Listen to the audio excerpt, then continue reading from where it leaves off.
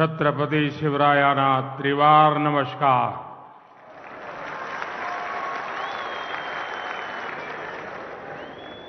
महाराष्ट्र के राज्यपाल श्रीमान रमेश बैस जी, यहाँ के कर्मठ मुख्यमंत्री श्रीमान एकनाथ शिंदे जी, उप मुख्यमंत्री देवेंद्र जी, अजीत जी, केंद्र और राज्य सरकार के मंत्रीगण,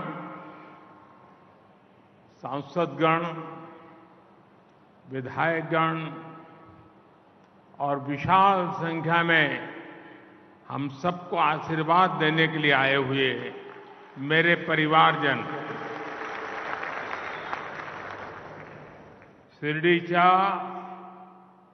या पावन भूमीला माझे कोटी कोटी नमन।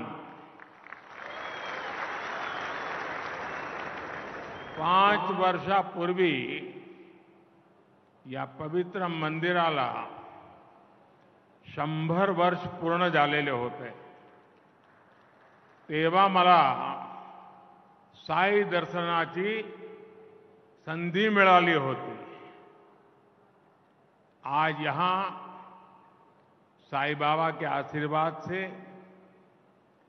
7,500 करोड़ रुपए के विकास कार्यों का भी शिलान्यास और लोकार्पण हुआ है।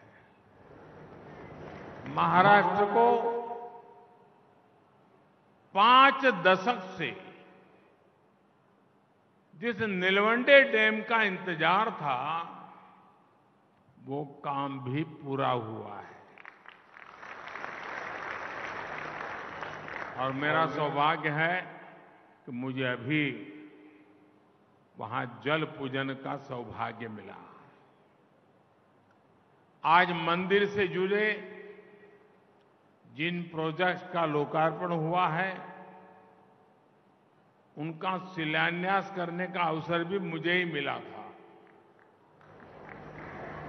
दर्शन क्यू प्रोजेक्ट ये पूरा होने से देश भर के और विदेश के भी श्रद्धालुओं को बहुत आसानी होगी। साथियों, आज सुबह ही मुझे देश के एक अनमोल रत्न वारकरी संप्रदाय के वैभव, हरिभक्त बाबा महाराज सातारकर के वैकुंठ गमन का दुखद समाचार मिला। उन्होंने कीर्तन प्रवचन के माध्यम से जो समाज जागरण का काम किया, वो आने वाली पीढ़ियों को सदियों तक प्रेरणा देगा। उनका बात करने का सरल तरीका, उनकी प्रेम पूर्वक वाणी, उनकी शैली लोगों का मन मोह लेती थी। उनकी वाणी में जय जय राम कृष्ण हरि भजन का अद्भुत ही प्रभाव हमने देखा। मैं बाबा महाराज सातारकर जी को भावभीनी श्रद्धांजलि अर्पण करता हूं। मेरे परिवारजनों, देश को गरीबी से मुक्ति मिले, गरीब से गरीब परिवार को आगे बढ़ने का अवसर मिले, यही सच्चा सामाजिक न्याय है। हमारी सरकार सबका साथ, सबका विकास के मंत्र पर चलती है। हमारी डबल इंजन सरकार की सर्वोच्च प्राथमिकता गरीब कल्याण है। आज जब देश की अर्थव्यवस्था बढ़ रही है तो गरीब कल्याण के लिए सरकार का बजट भी बढ़ रहा है। आज महाराष्ट्र में 1,10,00,000 आयुष्मान कार्ड दिए जा रहे हैं। ऐसे सभी कार्ड धारकों को 5 लाख रुपए के मुफ्त इलाज की गारंटी है। आयुष्मान भारत योजना के तहत गरीबों को मुफ्त इलाज देने के देश ने 70,000 करोड़ रुपए खर्च किए हैं। गरीबों को मुफ्त राशन की योजना पर भी देश 4 लाख करोड़ रुपए से ज्यादा खर्च कर चुका है। गरीबों के घर बनाने के लिए भी सरकार ने 4 लाख करोड़ रुपए खर्च किए हैं। ये भी 2014 से पहले के 10 वर्षों की तुलना में करीब 6 गुना अधिक है। हर घर जल पहुंचाने के लिए भी अब तक करीब 2 लाख करोड़ रुपए खर्च किए जा चुके हैं। पीएम स्वनिधि योजना के जरिए रेहड़ी, ठेले, फुटपाथ पर दुकान लगाने वाले साथियों को हजारों रुपए की मदद मिल रही है। अभी सरकार ने एक और नई योजना शुरू की है, पीएम विश्वकर्मा। इससे सुथार, सुनार, कुम्हार, मूर्तिकार ऐसे लाखों परिवारों को पहली बार सरकार से मदद सुनिश्चित हुई है। इस योजना पर भी 13,000 करोड़ रुपए से ज्यादा खर्च किए जा रहे हैं। अभी मैं सारे इतने आंकड़े बता रहा हूं, लाखों करोड़ों के आंकड़े बता रहा हूं। 2014 के पहले भी आप आंकड़े सुनते थे, लेकिन वो आंकड़े क्या होते थे? इतने लाख का भ्रष्टाचार, इतने करोड़ का भ्रष्टाचार, इतने लाख करोड़ का घपला। अब क्या हो रहा है?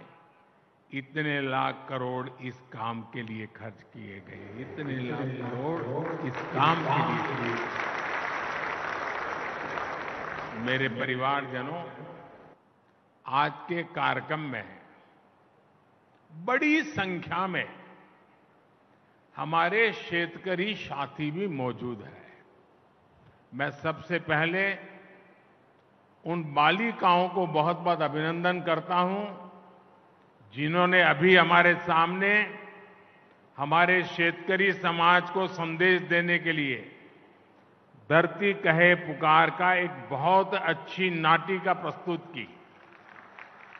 आप जरूर उसमें से संदेश लेकर के जाएंगे। मैं उन सभी बेटियों को बहुत बहुत बधाई देता हूं।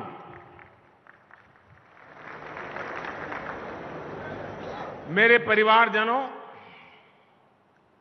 पहले किसानों की सूद कोई नहीं लेता था। हमने पीएम किसान सम्मान निधि इन मेरे शेतकरी भाई बहनों के लिए शुरू की। इसकी मदद से देश भर के करोड़ों छोटे किसानों को 2,60,000 करोड़ रुपए दिए गए हैं। यहां महाराष्ट्र के छोटे किसानों के बैंक खातों में भी सीधे 26,000 करोड़ रुपए ट्रांसफर हुए हैं। मुझे इस बात की खुशी है कि महाराष्ट्र सरकार ने नमो शेतकरी महासम्मान निधि योजना शुरू की है। इसके तहत महाराष्ट्र के शेतकरी परिवारों को 6,000 रुपये और अतिरिक्त दिए जाएंगे। यानी अब यहां के छोटे किसानों को सम्मान निधि के 12,000 रुपया मिलेंगे।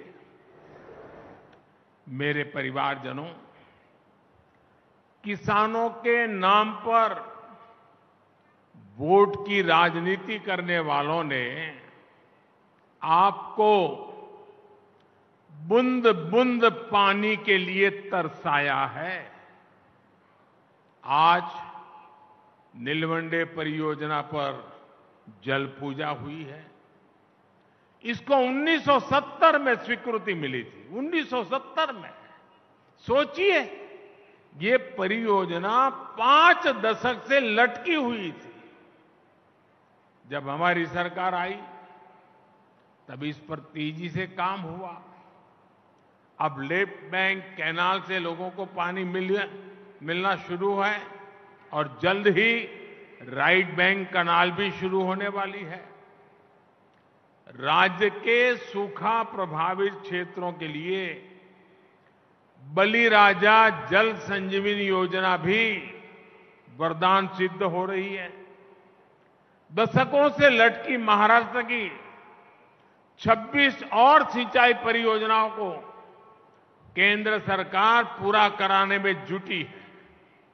इसका बहुत बड़ा लाभ हमारे किसानों को होगा, सूखाग्रस्त क्षेत्रों को होगा।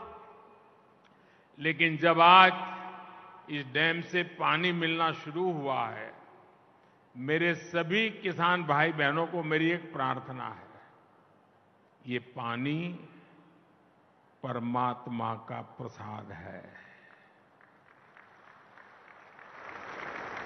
एक बूंद भी पानी बर्बाद नहीं होना चाहिए। पर ड्रॉप मोर क्रॉप। जितनी भी आधुनिक टेक्नोलॉजी है उसका हमने उपयोग करना चाहिए। मेरे परिवारजनों, हम सच्ची नियत से किसान के सशक्तिकरण में जुटे हैं। लेकिन कुछ लोगों ने महाराष्ट्र में किसानों के नाम सिर्फ और सिर्फ राजनीति की है। महाराष्ट्र के एक वरिष्ठ नेता केंद्र सरकार में कई वर्षों तक कृषि मंत्री रहे हैं। वैसे व्यक्तिगत रूप से तो मैं उनका सम्मान भी करता हूं, लेकिन उन्होंने किसान के लिए क्या किया? 7 साल के अपने कार्यकाल में उन्होंने देश भर के किसानों से सिर्फ, यह आंकड़ा याद रखना, 7 साल में देश भर के किसानों से सिर्फ 3.5 लाख करोड़ रुपए का एमएसपी पर अनाज खरीदा। जबकि हमारी सरकार 7 वर्षों में एमएसपी के रूप में इतने ही समय में 13.5 लाख करोड़ रुपए किसानों को दे चुकी है। 2014 से पहले दलहन और तिलहन ये किसानों को सिर्फ 500-600 करोड़ रुपए की खरीद एमएसपी पर होती थी। 500-600 करोड़। जबकि हमारी सरकार 1,15,000 करोड़ रुपए से ज्यादा दलहन और तिलहन किसानों के बैंक खातों में दे चुकी है। जब वे कृषि मंत्री थे तब किसानों को अपने पैसे के लिए भी बिचौलियों के भरोसे रहना पड़ता था। महीनों महीनों तक किसानों को पेमेंट नहीं होती थी। हमारी सरकार ने एमएसपी का पैसा डायरेक्ट किसान के बैंक खाते में भेजने का प्रबंध किया है। साथियों, हाल में रबी फसलों के लिए एमएसपी की घोषणा की गई है। चने के एमएसपी में 105 रुपये, गेहूं और कुसुम के एमएसपी में 150 रुपये की बढ़ोतरी की गई है। इससे महाराष्ट्र के हमारे शेतकारी साथियों को बहुत लाभ होगा। गन्ना किसानों के हितों का भी हम पूरा ध्यान रख रहे हैं। गन्ने का मूल्य 315 रुपये प्रति क्विंटल किया जा चुका है। बीते 9 साल में करीब 70,000 करोड़ रुपए का इथेनॉल खरीदा गया है। ये पैसा भी गन्ना किसानों तक पहुंचा है। गन्ना किसानों को समय पर भुगतान हो, इसके लिए चीनी मिलों, सहकारी समितियों के लिए हजारों करोड़ रुपए की मदद दी गई है। मेरे परिवारजनों, हमारी सरकार सहकारिता आंदोलन को सशक्त करने का काम भी कर रही है। देश भर में 2 लाख से अधिक सहकारी समितियां बनाई जा रही हैं।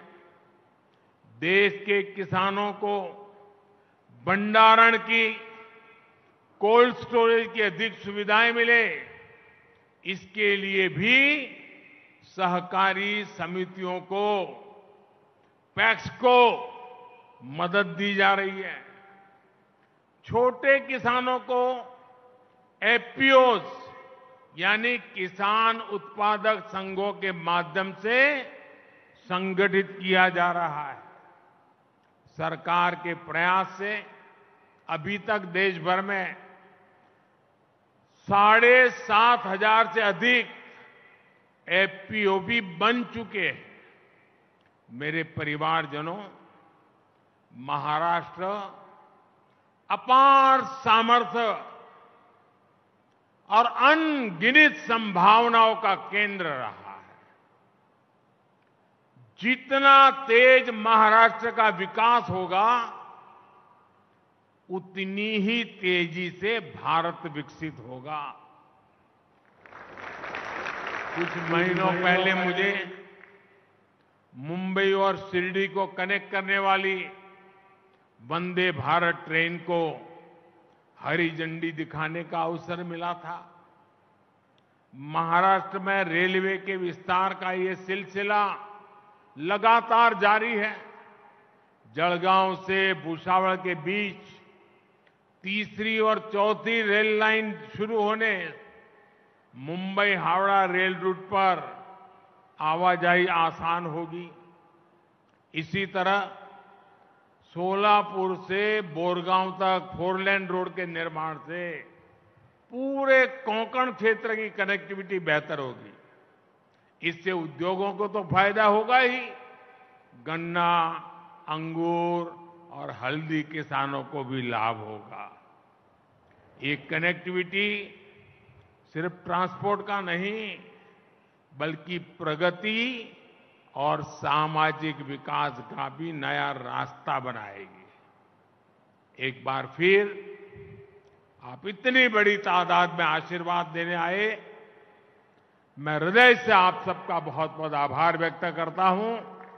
और आओ हम मिलकर के 2047 2047 जब आजादी के 100 साल होंगे, दुनिया में भारत का नाम विकसित भारत के रूप में होगा।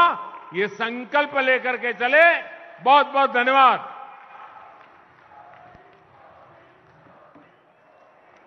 माननीय प्रधानमंत्री जी का संबोधन सौगात के रूप में हमारे साथ रहेगा।